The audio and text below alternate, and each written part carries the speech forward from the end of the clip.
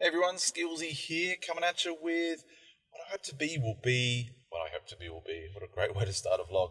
As you can see, I'm driving. I want to get more into the vlog side of things. I don't do it too often, and we just picked up a car. Picked up a car about a month ago, so I thought I'd combine the two. I've got my video mic here mounted craftily to the gear stick here, so I thought, yeah, why not combine the two and do a few sort of driving vlogs from time to time. I guess what I'll be, and excuse me whilst I check my blind spot. Always got to check your blind spot, kids. This idiot. Okay. So yeah, about a month ago we picked up a brand new Mazda 2 automatic, which is probably a good thing in this setting because it means I'm not touching the gear stick, which is what the microphone's mounted to. Yeah, we live in Sydney, Australia, in a suburb of Sydney, and needed a car to sort of get around in. So picked up a Mazda 2, and yeah, have been looking back ever since. So I dare say, I mean, I don't know what the format of these vlogs are going to take. It's pretty free flowing, and I did have a couple of topics sort of on my mind, and we can chat about them.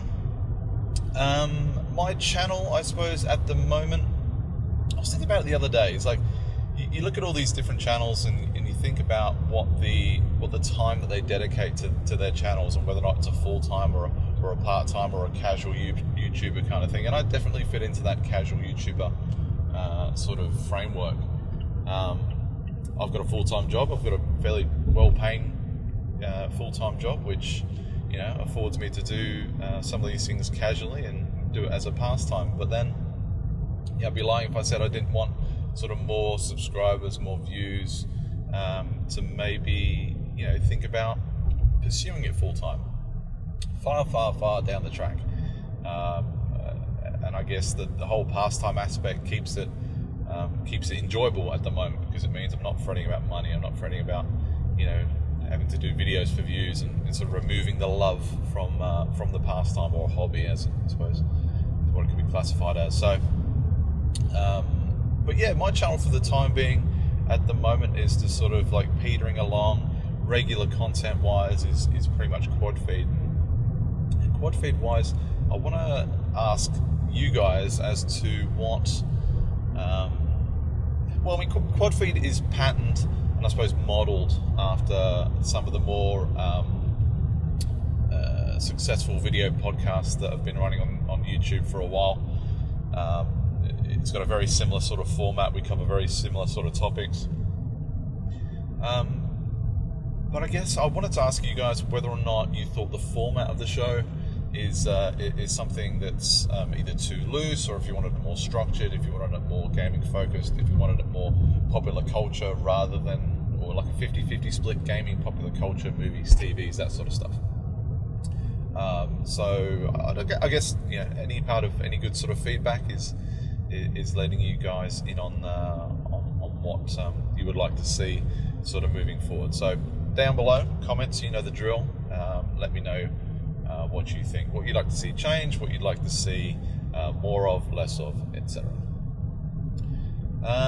Another topic, Call of Duty Advanced Warfare. The trailer dropped for that the other day. I think we were supposed to get it in a couple of days, but then it got leaked. Don't believe in leaking anymore. It got leaked, and yeah, for the most part, I think it looks really good. I think one of the best things that Treyarch did with Black Ops 2 was, put it in that sort of near future tech kind of time span, 2025, whatever it was. It affords them to have a bit more artistic license, get a bit more crazy with the kill streaks, crazy with the guns, and at least for the most part, from what I can see from Advanced Warfare, I think it's 2054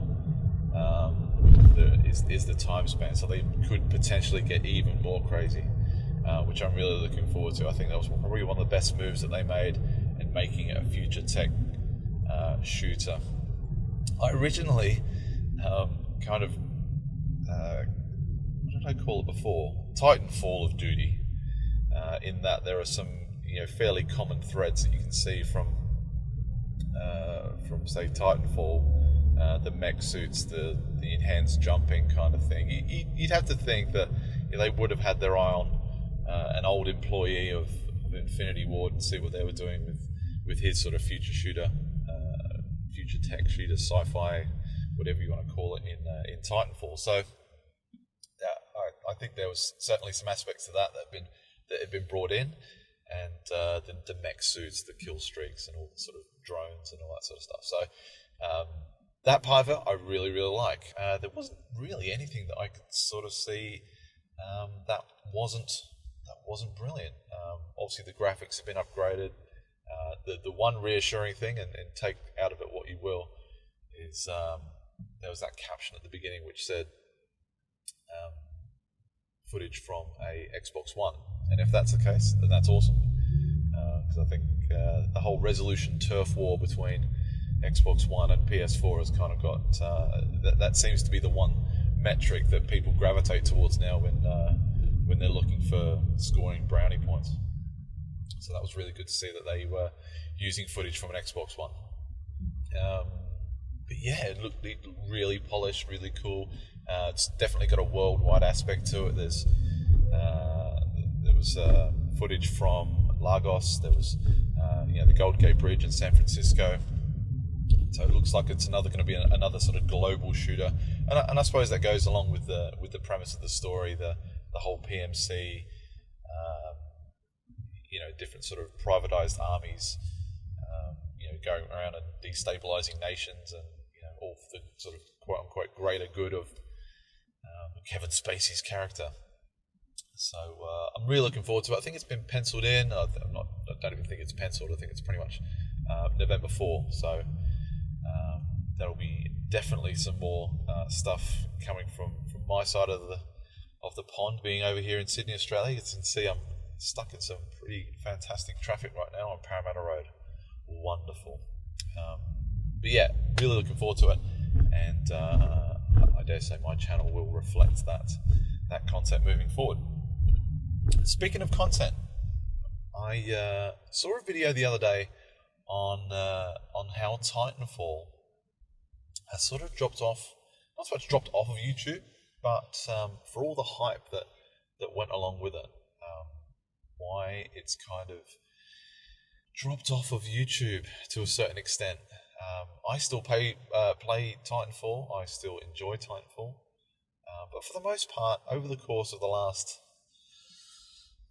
2 or 3 days, I've broken up the campaign into like 17 separate videos, just so that I could have a playlist up there which had Titanfall content on there.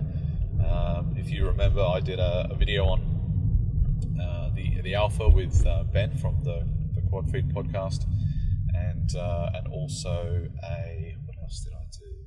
I did a standards video. It's like, because compared to other FPS games, we don't really know what the standard is going to be for this new FPS shooter. So I did a video on that. So all in all, I've probably done like 20 videos maybe, and I don't really see too many other videos out there that have done super well, or even content in general. Xbox Ahoy will do his weapon breakdowns, and they, credit where credit's due. They're always really well produced, and Chris Spooner, obviously, he's got some similar content out there that does as good a job, and I view their videos and I like their stuff from a Titanfall point of view, and all their other videos. But there's not really any other people that I watch that have got Titanfall content, and I don't really sit there looking for Titanfall content. So yeah, it's a bit of an enigma for a game which had so much hype and so much things going for it.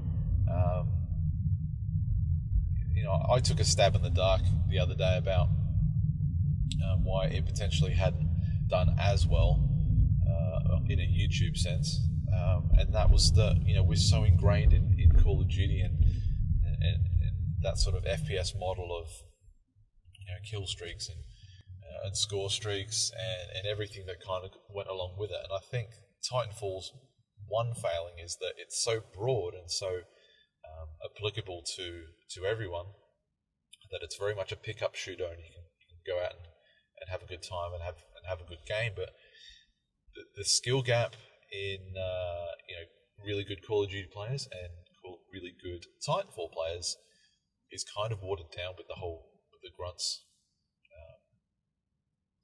The grunts aspect. So you can have a really good gameplay where 75% of your kills might be from grunts, and some would argue that should they even really be classified as kills themselves because they're so easy. So maybe it's just so broad that it's and broad and slash repetitive that it's not hard to kill a grunt or a spectre or any of the minions or anything like that. So maybe there's that aspect to it. I think apart from that, that's pretty much all I wanted to speak about today for the time being.